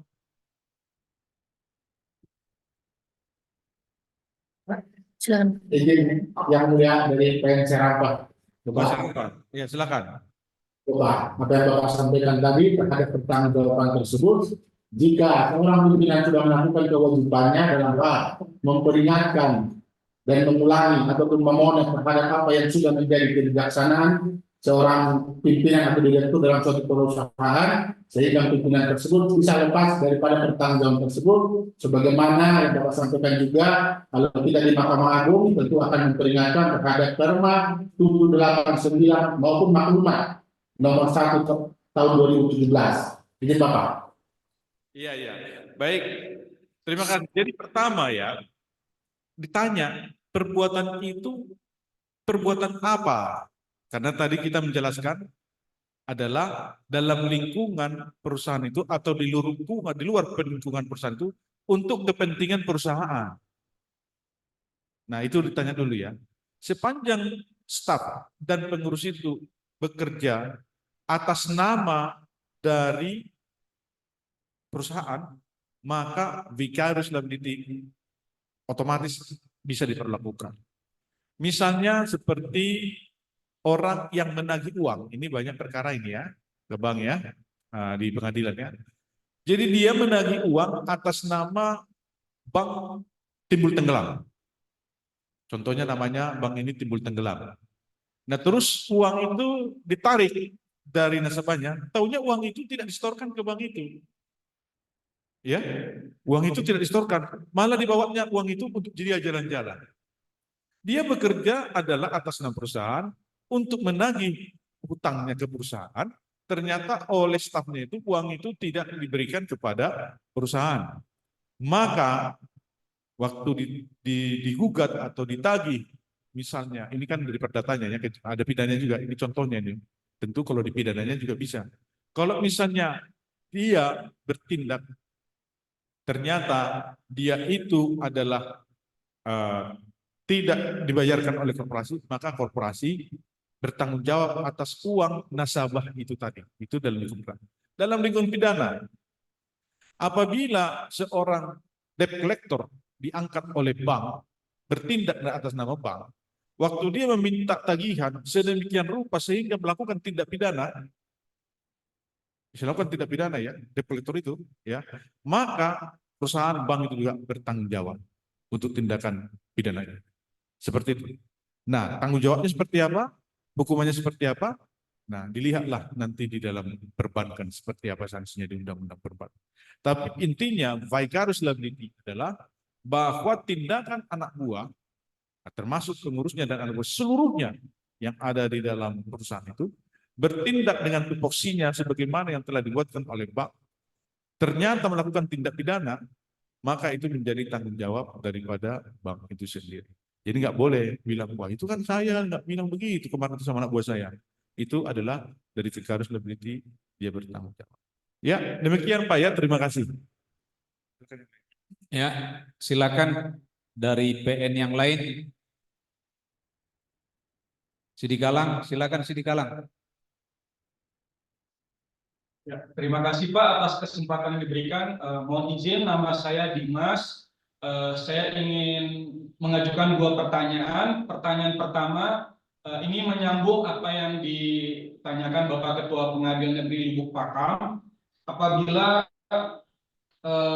korporasi itu sudah bubar dalam konteks penggabungan atau peleburan, apabila ditinjau dari surat dakwaan, maka identitas si terdakwa ini apakah menggunakan identitas korporasi yang lama dan sudah bubar atau menggunakan identitas korporasi yang baru. Itu yang pertama. Lalu yang kedua mengenai upaya paksa penggeledahan, Pak. Misalkan korporasi ini kan setelah dijadikan tersangka, lalu penyidik melakukan upaya paksa berupa penggeledahan, yang mana penggeledahan ini dilakukan di kantor yang mana itu ya perusahaan itu sendiri, korporasi itu sendiri. Nah, apabila penyidik meminta izin persetujuan penggeledahan itu diajukan kepada siapa, Pak? Persetujuan penggeledahannya. Kalau misalkan penghuni, apakah cukup dengan office boy atau security, itu sudah cukup atau bagaimana? Terima kasih. Coba pertanyaan yang kedua, terakhir. Ya. Izin Pak, pertanyaan saya yang kedua, jika ini konteksnya adalah tindak pidana yang dilakukan oleh korporasi, yang mana penyidik melakukan upaya paksa berupa penggeledahan. Nah, penggeledahannya ini dilakukan di kantor dari korporasi itu sendiri. Nah, penyidik ini meminta izin untuk persetujuan penggeledahan itu kepada siapa? Kalau konteks KUHP itu kan tentunya meminta persetujuan kepada tersangka atau penghuninya. Nah, dalam hal tindak pidana korporasi, ini penyidik ini meminta persetujuannya kepada siapa? Apakah cukup seperti dengan meminta izin sama office boy atau security atau bagaimana? Terima kasih Pak. Karena ini berkaitan dengan nanti kalau misalkan ada sengketa upaya gugatan pra peradilan, tentu hakim perlu mengetahui apakah penggeledahan ini sah secara hukum atau tidak. Terima kasih. Ya, terima kasih. Ini pertanyaan pertama tadi, apabila korporasi sudah bubar, apakah yang digunakan identitas yang baru, maksudnya ini pengurus yang baru atau yang lama? Pertanyaannya. Yang kedua, dalam hal upaya paksa, ini agak bingung kita pertanyaan ini. Upaya paksa, saya kira tidak perlu persetujuan ya. Paling berita acara disaksikan oleh siapa yang di sana, kan itu. Kalau persetujuan itu misalnya dari ketua pengadilan mau begini kan itu. Tapi kalau persetujuan dari misalnya office boy atau siapa di situ, saya kira mereka kan jadi saksi aja dalam penggeledahan itu, bukan persetujuan. Tapi untuk jelasnya silakan Pak Iya. pemateri. Baik, terima kasih. Kalau masalah pertanyaan nomor 1 itu masalah teknis ya. Dulunya dia nama perusahaan ini, tapi setelah bubar menjadi dibubarkan atau melebur atau diakuisisi menjadi pemilik saham sekian di bank ini, seperti itu ya. Saya pikir itu hanya teknisnya, tetap disebutkan dahulu. Jadi tidak menghilangkan, kalau dibilang nanti yang sekarang terus dahulu, karena waktu melakukan tindak pidana itu kan dia kan dahulu, waktu dia ada namanya. Waktu namanya si Abdullah, bukan, namanya itu adalah tahan segala pertamanya. Jadi dia apa namanya? Pokoknya dia premannya semua di sana. Terus dia dibaptis, namanya menjadi Paulus. Setelah dibaptis, Paulus segala. Nah, sekarang mana yang dipakai? Yang nama depan, nama dulu atau nama sekarang?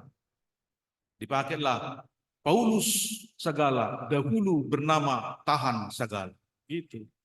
Jadi perusahaan itu juga seperti itu. Dahulu bernama PT Timbul Tenggelam. Sekarang telah dilebur dan menjadi saham pemilik di PT Timbul Jaya sejumlah sekian saham. Seperti itu Pak, masalah teknisnya ya. Terus yang kedua, masalah Masalah tentang izin. Kalau misalnya itu kan bertindak pro justisia. Kalau polisi datang untuk menggeledah sepanjang itu sifatnya itu adalah tidak tertangkap tangan, maka ada izin dari ketua pengadilan. Izin dari ketua pengadilan yang dia butuh, nggak perlu izin dari satpam atau dari lurah. Cuman di dalam pelaksanaannya perlu disaksikan oleh orang lain supaya jangan ada anggapan untuk yang sekarang ini diragukan keabsahannya, dianggap itu rekayasa dan lain-lain. Barangkali seperti itu. Jadi sehingga misalnya pegawainya dianggap menjadi saksi di dalam tindakannya itu. Sehingga ada yang menyaksikan tindakannya itu. Tapi kalau izin, tidak ada izin dimintakan dari office boy atau dari direkturnya atau dari lurah. Itu adalah tindakan hukum. Tapi perlu disaksikan. Itu saja. Ya, terima kasih. Izin Pak, kalau boleh menanggapi Pak. Iya, silakan. Gimana? Silakan tanggapi. Ya, mohon izin menanggapi Pak terkait jawaban tadi. Jadi yang ingin saya tanyakan mengenai pengaturan penggeledahan yang diatur di dalam KUHP. Nah, KUHP kan mengatur bahwa penggeledahan yang dilakukan terhadap ruangan tertutup itu ada dua caranya. Yang pertama, apabila penggeledahan mendapatkan persetujuan dari tersangka atau penghuninya, maka cukup dilakukan 2 orang saksi saja. Akan tetapi apabila ketika dimintai persetujuan ternyata tersangka atau penghuninya ternyata tidak menghendakinya, maka KUHP mengatur bahwa harus disaksikan oleh 2 orang saksi dan ketua lingkungan atau kepala desa. Nah, yang ingin saya tanyakan dalam konteks seandainya upaya penggeledahan ini disetujui. Nah, yang ingin saya tanyakan untuk menilai upaya penggeledahan ini secara hukum dalam konteks disetujui oleh tersangka, maka bagaimana kita mengidentifikasi bahwa yang memberikan persetujuan bahwa iya monggo digeledah itu sah atau tidak, itu bagaimana Pak? Terima kasih. Ya. Jadi ini mau masuk itu misalnya menolak kan begitu, tidak mengizinkan kan berarti mesti kita sesuai dengan KUHP harus ada saksi lah kan begitu. Saya kira tidak ada masalah ini kan. Artinya jangan seolah-olah tadi konteks persetujuan itu dari instansi. Yang jelas kalau persetujuan dari instansi harus dari pengadilan ya. Nah, namun dalam hal dia menolak sesuai dengan KUHP kan begitu. Tapi siapa tahu, kira-kira maksud dari Bapak itu arahnya kemana ya? Atau ada hukum yang mengaturnya? Atau dalam KUHP bahwa itu harus ada izin dari tersangka untuk menggeledah? Izin Pak, jadi ini skenario-nya seandainya penggeledahan yang dilakukan di ruang tertutup itu skenario-nya adalah mendapatkan persetujuan dari si tersangka. Kalau dia Nah, tidak setuju, kalau dia tidak setuju, Nah, kalau misalkan tidak setuju, itu kan harus disaksikan oleh 2 orang saksi dan disertai kepala desa atau ketua lingkungan. Yang maksud saya ini, seandainya ternyata penyidik ketika melakukan penggeledahan di ruangan tertutup, yang mana penyidik telah mendapatkan persetujuan dari si tersangka atau penghuninya. sebentar, sebelum kita jauh Ini aturan, ternyata aturan itu, sebentar Pak, aturan, penasehat hukum terdakwa sebentar Pak, supaya jangan lebih jauh, aturan itu Bapak dapat dari mana? di pasal 33 KUHP Pak, mohon izin Pak. Coba dibaca. Pasal 33 ayat 3 KUHP, setiap kali memasuki rumah harus disaksikan oleh 2 orang saksi dalam hal tersangka atau penghuni menyetujuinya. Ayat 4-nya, setiap kali memasuki rumah harus disaksikan oleh kepala desa atau ketua lingkungan dengan 2 orang saksi dalam hal tersangka atau penghuni menolak atau tidak hadir. Nah, jadi seandainya penyidik sudah berpendapat bahwa ini sudah dapat persetujuan dari si penghuninya atau dari yang berwenang lah dalam bangunan tersebut. Artinya konsekuensinya si penyidik menganggap tidak perlu dihadirkan ketua lingkungan atau kepala desa. Nah, ternyata diajukanlah gugatan pra peradilan oleh tersangkanya ini bahwa upaya penggeledahan yang dilakukan oleh penyidik ini cacat loh, ternyata persetujuannya ini bukan dimintai oleh orang yang berwenang. Nah, itu maksud pertanyaan saya, Pak. Oke. Terima kasih. Baiklah kalau gitu, baik, terima kasih atas informasinya. Nanti itu menjadi bahan informasi kepada teman-teman yang lainnya ya, pasal 30 sekian ya. Tapi intinya itu untuk disaksikan, tujuannya supaya rekayasa, sehingga gini Bapak Ibu ya.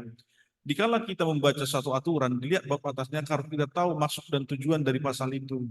Jadi kalau misalnya lurah dan lainnya, lurah itu kalau jadi saksi tentu lebih berkompeten. Tapi tanpa itu juga di dalam lapangan pengadilan tetap menerima asal 2 saksi terbukti itu tidak ada rekayasa. Tujuannya itu kan supaya lebih transparan pelakuannya di dalam penggeledahan itu. Jangan sampai dibilang nanti contohnya nampak kata dibilang narkotika di situ taunya polisi itu sendiri yang membuat narkotika, itu contohnya. Kan tujuannya kan supaya penggeledahan itu disaksikan supaya bisa jangan ada rekayasa. Lebih kurangnya seperti itu. Namun demikian untuk itu informasinya terima kasih. Tapi kalau untuk persetujuan, kalau misalnya persetujuan, disetujui atau misalnya tidak tersangka, sebaiknya harus pakai saksi. Misalnya disetujui, ya, tapi sebaiknya pakai saksi di dalam prakteknya. Supaya diperhatikan juga praktek dan juga hukum itu ada sedikit-sedikit berbeda, yang tapi tujuannya adalah untuk sama. Namun itu terima kasih untuk informasinya ya. Ya, bisa begini juga ya. Dalam hal mau melakukan penggeledahan apa itu kan ya sebentar aja. Bisa saja misalnya urgensinya ya. Karena kalau mungkin menunggu apa itu semua bisa juga alat buktinya jadi hilang. Nah, polisi itu kan berhak membuat berita acara. Ya, daripada menunggu apa lagi, ya, mereka jadi saksi, dibuat di situ disaksikan oleh ini, masalah dia tidak mau tanda tangan, tapi sudah dijelaskan di berita acara itu. Jadi artinya artinya kita sebagai hakim juga harus melihat kondisinya. Jadi kita tidak bisa misalnya oh ini karena tidak ada begini, ditanya dulu urgensinya apa saat itu. Dan kenapa misalnya dia jadi saksi tidak mau tanda tangan, kan? Ini mesti kita teliti untuk mengukur sahnya penggeledahan apa itu ya. Jadi saya kira sudah cukup, sebetulnya topik kita ini ke arah pidana ya, pertanggungjawaban pidana ya, bukan teknis KUHP-nya. Jadi karena waktu kita singkat, mana tahu ada lagi ya Pak Nababan dulu.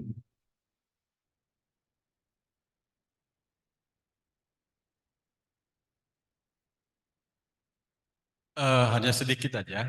Membuat kita bias tentang pertanggungjawaban korporasi ini adalah sebenarnya karena kita menganggap Perma nomor 13 tahun 2016 itu berdiri sendiri tanpa kita harus memahami undang-undang tentang badan-badan hukum termasuk perseroan terbatas. Karena perseroan terbatas itu sebagai subjek hukum, kita membayangkan dia sangat abstrak. Dia bisa kita mengetahui pribadinya secara utuh melalui anggaran dasar dan anggaran rumah tangganya. Dan diwakili oleh pengurusnya. Pengurusnya pun melakukan sesuatu apapun kegiatannya tidak bisa terlepas dari anggaran dasar, anggaran rumah tangganya. Dan pertanggungjawaban dari badan hukum itu pun karena dirinya adalah anggaran dasar, anggaran rumah tangga itu harus kita pahami sehingga tidak bias. Karena kalau kita membuat Perma nomor 13 tanpa kita memahami tentang perseroan terbatas atau tentang yayasan, menjadi bias kita. Bisa-bisa kita membuat pertanggungjawaban dari badan hukum itu atau korporasi itu di luar daripada anggaran dasar, anggaran rumah tangganya. Itu saja yang ingin saya ingatkan. Kenapa? Kalau pengurus melakukan kegiatannya keluar dari anggaran dasar, anggaran rumah tangga dari badan hukum itu sendiri, tentu itu tidak menjadi tanggung jawab daripada badan hukum. Kecuali seperti yang diatur dalam pasal 6 tadi itu tentang kalau dia membiarkan, ada keuntungan baginya, dan lain-lain. Jadi saya rasa tetap tanggung jawaban itu adalah dirinya sendiri. Sejauh mana dia.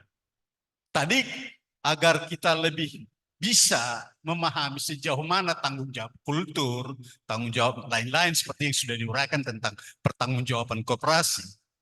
Itu pun harus kita hati-hati. Karena apa? Di dalam pidana ini kita mengandung asas tidak boleh menggunakan analogi. Sekalipun mungkin ada ketentuan-ketentuan membuat kita beranalogi dalam rangka penerapan pidana. Jadi memahami Perma nomor 13 tahun 2016, jangan langsung tangkap saja tanpa melihat hal-hal yang lain yang wajib kita lihat. Karena apa? Jangan sampai merugikan badan hukum karena kita kurang luas melihat secara dalam pribadi daripada subjek hukum badan hukum itu sendiri atau korporasi. Barangkali hanya itu saja yang saya sampaikan. Terima kasih. Ya, terima kasih kepada Pak Nababan. Jadi beliau menambahkan bahwa untuk menilai pertanggungjawaban dari pengurus suatu korporasi, kita perlu mempelajari undang-undang yang mengatur korporasi tersebut, dan yang kedua adalah anggaran dasarnya. Anggaran dasar merupakan hukum yang mengatur tentang bergeraknya korporasi tersebut. Yang lain masih ada dari PN? Masih ada? Silakan.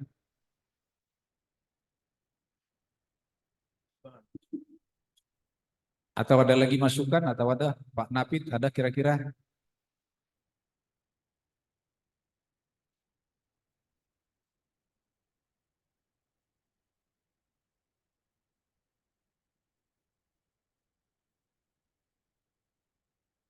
Saya tidak ingin berbantah-bantah, hanya ingin mungkin menambahkan aja Pak. Tadi Pak Palas mengatakan kita ingin melihat pasal Perma nomor 13 tahun 2016 jangan lepas dari Undang-Undang PT yaitu Undang-Undang nomor 37 tahun 2004 kalau nggak salah. Nomor 40 2007. Memang betul. Artinya PT itu adalah sebuah lembaga atau badan usaha yang berbadan hukum yang dalam keseharian operasionalnya diwakili oleh direktur atau direksi. Namun karena tadi Pak Bombongan melihat dari pidana, di satu sisi yang Pak Nababan betul katakan dari sudut perdatanya, memang melihat Perma itu tidak boleh lepas dari PT, dari korporasi, dari anggaran dasar dan anggaran rumah tangga. Dan memang betul operasional daripada sebuah perusahaan berbadan hukum seperti PT tidak keluar dari anggaran dasar dan anggaran rumah tangga. Apa yang mau dikerjakan oleh seorang direktur tidak lepas dari anggaran dasar dan anggaran rumah tangga. Artinya ketika itu lepas dari anggaran dasar, makanya seperti kata Pak Bomongan tadi, teorinya itu ultravires, melakukan tindakan yang di luar tanggung jawabnya. Itu sudut pandangnya dari perdatanya. Nah, dari pidananya ya tentu saya sependapat dengan Pak Bomongan. Saya kira begitu aja, Pak. Terima kasih. Ya, terima kasih kepada Pak Nabi Tupulu. Ada dari mahasiswa kira-kira pertanyaan? Cukup? Jadi sudah ada lagi? Cukup ya. Bertanya saya lihat atau memberi masukan. Jadi terima kasih untuk kita semua. Mudah-mudahan apa yang kita bahas sore ini ada manfaatnya bagi kita dalam pelaksanaan tugas kita sehari-hari. Saya tadi mungkin agak banyak juga bergurau ya dengan Pak Bombongan. Tidak ada maksud lain. Cuman untuk bikin suasana tidak terlalu kaku aja ya. Atas cara saya dan juga mungkin pemakala dan kita semua, kami minta maaf kalau ada yang kurang lebih, mohon dimaafkan. Terima kasih untuk kita semua. Wassalamualaikum warahmatullahi wabarakatuh. Selamat sore. Baik, terima kasih kita ucapkan dengan memberikan aplaus kepada Bapak Bombongan Silaban Sarjana Hukum Master of Laws dan Bapak Tumpal Sagala Sarjana Hukum Magister Hukum yang telah memandu sesi pemaparan materi dan sesi tanya jawab dengan sangat baik. Bapak Ibu yang kami hormati, marilah bersama kita menyanyikan lagu Bagimu Negeri sebagai tanda berakhirnya kegiatan ini. Hadirin dimohon berdiri.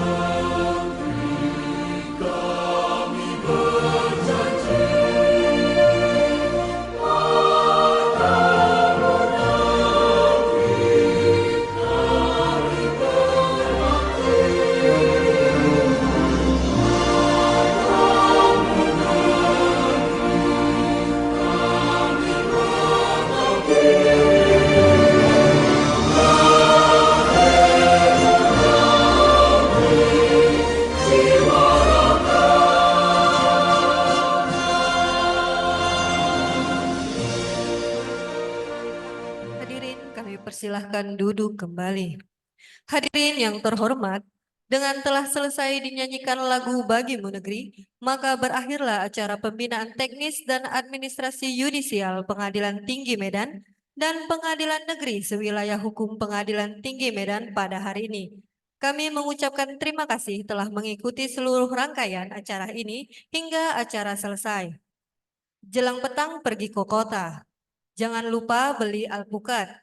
Demikian acara BIMTEK kita, semoga bisa memberikan manfaat. Wabillahi taufiq wal hidayah. Wassalamualaikum warahmatullahi wabarakatuh.